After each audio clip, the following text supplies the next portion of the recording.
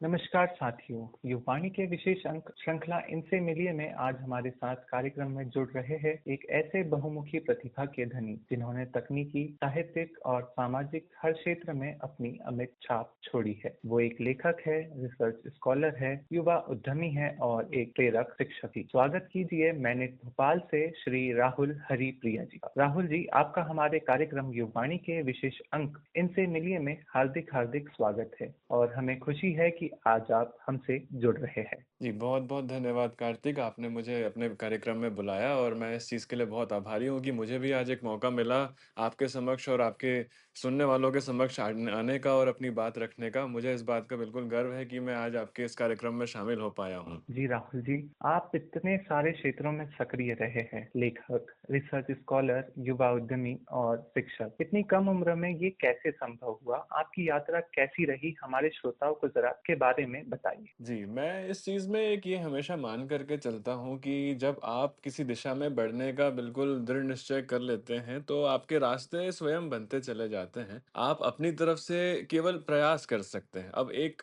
कम उम्र से अगर आप कहें कि चलिए कुछ चीज़ों में मैं शामिल रहा शुरुआत से, तो एक मेरा एक जो है शुरुआत से इसमें रुचि रही कि हाँ, मैं जो भी चीज़ों में आगे बढ़ना चाहता हूँ, मैं या तो उसमें पूरी तरीके से घुस करके अपना पूरा समय, अपने पूरे एफ़र्ट उस चीज़ में देता हूँ, पूरी मेहनत उस चीज़ पर लगाता हूँ और नहीं मुझे कोई चीज़ यदि सही लगती है, तो एक सही समय पे उस चीज़ का मैं जो है निर्णय लेकर के उस चीज़ से हट जाता हूँ। तो इस वज़ह से वो गिनती की चीज़ें जिन पर मैंने समय पे ये निर्णय कर लिया कि मुझे इन चीज़ों में अपनी रुचि रखनी है, इन चीज़ों में मुझे आगे बढ़ना है, तो मैंने उस दिशा में ही मेहनत करनी शुरू करी, चाहे वो मेरा टेक्निकल पार्ट्स हों, जैसे अभी मेरी पीएचडी चल रही है, उस पे भी लगभग मेरा सारा काम अब खत्म होने को आ गया है। केवल 1.5 साल के अंतराल में मेरी पीएचडी का लगभग मैंने ज़्यादातर काम समेट लिया है। इसके पहले भी जो मैंने अपने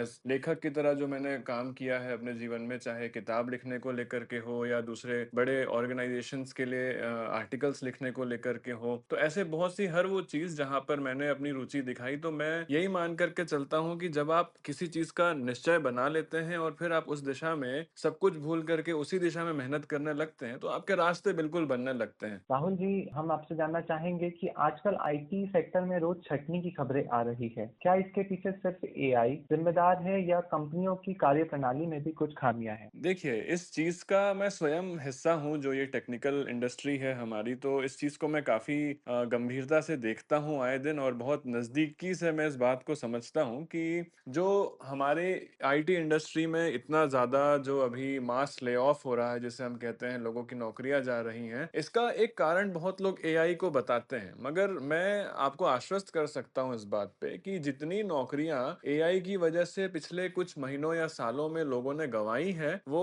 उतने वर्षों से एआई के ना होते हुए भी इस तरीके की चीज़ें हो रही थी और ये इसमें एआई का बहुत बड़ा योगदान नहीं है, बल्कि एआई के आने के बाद से कुछ नए फ़ील्ड में नौकरियों का बिल्कुल जो है एक नया जन्म हुआ है। अगर आप देखेंगे, आजकल एआई के प्रॉम्प्ट जनरेटर कहते हैं या प्रॉम्प्ट इंजीनियर कहते हैं, एआई से रिलेटेड नए डेवलपमेंट्स बनाने वालों की, एक्सपर्ट्स की सब जगह माँग है। बल्कि ऐसे-ऐसे फ्रीलांसर्स के लिए भी आजकल द्वार खुल गए हैं कि बिल्कुल वो जब एआई से रिलेटेड यदि उन्हें कोई काम बेहद अच्छे से आता है, वो एआई को बहुत अच्छे से इस्तेमाल करना जानते हैं, तो ना कि सिर्फ़ किसी कंपनी के लिए बल्कि खुद के लिए वो इंडिपेंडेंट प्रोजेक्ट्स भी खड़े कर पा रहे हैं। और ऐसे बहुत से एग्ज़ाम्पल हैं हमारे यहाँ, जैसे आउटलायर एआई है और ऐसे भारत के भी कुछ नए एआई जैसे स्कोप एआई वगैरह शुरू हुए हैं। इनमें हम सबको मैं देख पा रहा हूँ कि मौके मिल रहे हैं कि वो खुद पार्टिसिपेट करें, अपने ज्ञान को एआई के साथ जोड़ें और ज़्यादा से ज़्यादा एआई को भी बेहतर बनाने की कोशिश करें, तो उससे लोगों को बल्कि नौकरियाँ मिलने में अभी बढ़त हुई है। हाँ, कुछ ऐसे फील्ड ज़रूर हैं, जहाँ पर एआई ने लोगों को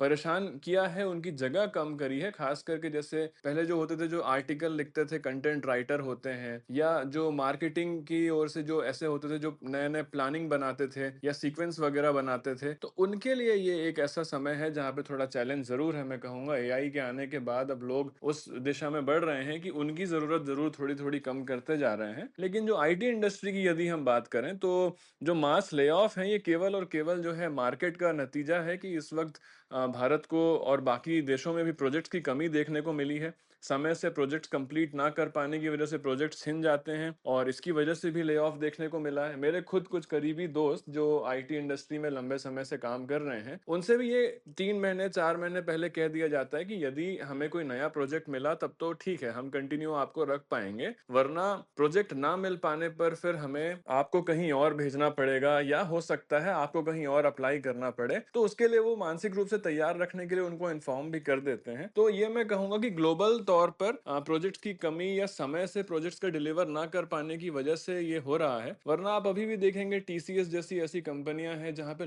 बिल्कुल हजारों की संख्या में इंजीनियर्स हैं जिनके पास आज कोई प्रोजेक्ट नहीं है, मगर फिर भी उनको वहां जगह मिली हुई है इस उम्मीद में कि आने वाले समय में प्रोजेक्ट मिलेगा। तो ये मैं कह सकता हूँ कि इस पे एआई का फिलहाल बहुत बड़ा योगदान नहीं है, ये सिर्फ एक मार्केट की फिलहाल की क्रैश का नतीजा है। जी राहुल जी, जैसा आपने बताया कि एआई से नौकरियां तो नहीं जा रही है और लोगों को उसके साथ कदम से कदम मिलाने की जरूरत है। तो आपकी राय से सर ये क्या होना चाहिए कि लोगों ने ऐसी कौन सी नई स्किल सीखना चाहिए कि वो एआई के साथ काम कर सके? देखिए, इसमें एक सबसे कमाल का एस्पेक्ट जो आता है वो ये है कि एआई सीखने के लिए खुद एआई आपको सिखाने के लिए सक्षम है। मैं अपने खुद के भी आपको एक्सपीरियंस से ये बात बता सकता हूँ कि यदि जब आप कोई भी नया एआई से रिलेटेड चीजें सीखते हैं, जैसे पूरी दुनिया में सबसे जो एआई की जब हम बात करते हैं तो सबसे पहले नाम लोगों के